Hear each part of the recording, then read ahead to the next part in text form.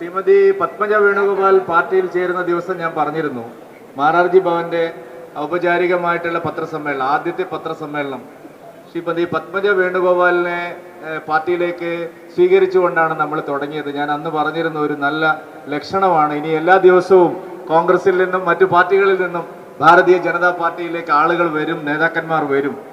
കോൺഗ്രസിലും ഇടതുപക്ഷത്തിലും നമ്മുടെ നാട്ടിലെ ജനങ്ങൾക്കുള്ള പ്രതീക്ഷ നഷ്ടമായിരിക്കും.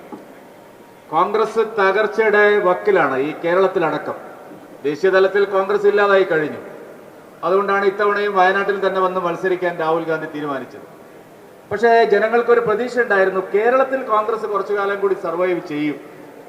അങ്ങനെയായിരുന്നു നമ്മൾ പ്രതീക്ഷിച്ചത്.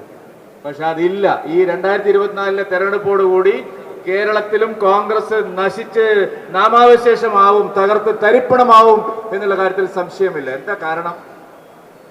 എത്രമാത്രം നീചമായ ഒരു രാഷ്ട്രീയമാണ് അവർ നടത്തുന്നത്.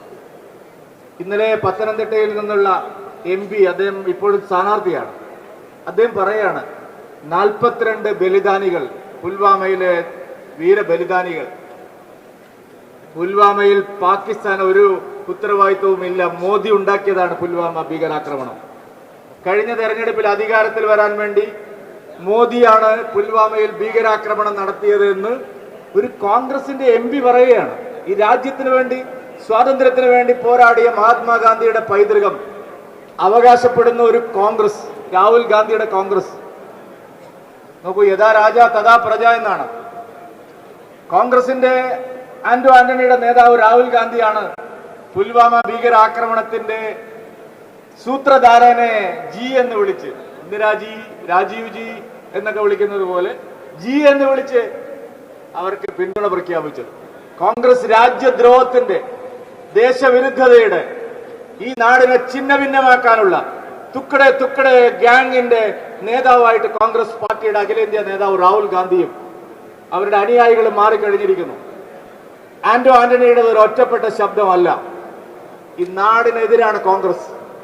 ഈ രാജ്യത്തെ ഛിന്നഭിന്നമാക്കുന്ന ശക്തികളോടൊപ്പമാണ് കോൺഗ്രസ്. വിദേശ രാജ്യങ്ങളിൽ പോയി ഇന്ത്യക്കെതിരെ പ്രചാരണം നടത്തുകയാണ് കോൺഗ്രസിന്റെ നേതാക്കന്മാർ. ഇന്ത്യ തകരണം എന്നാണ് കോൺഗ്രസ് ആഗ്രഹിക്കുന്നത്, ഇന്ത്യ നശിക്കണമെന്നാണ് കോൺഗ്രസ് ആഗ്രഹിക്കുന്നത്. കമ്മ്യൂണിസ്റ്റുകാർ പണ്ടേ അങ്ങനെയാണ്, ഇന്ത്യ അല്ല എന്നാണ് അവർ പറയുന്നത്.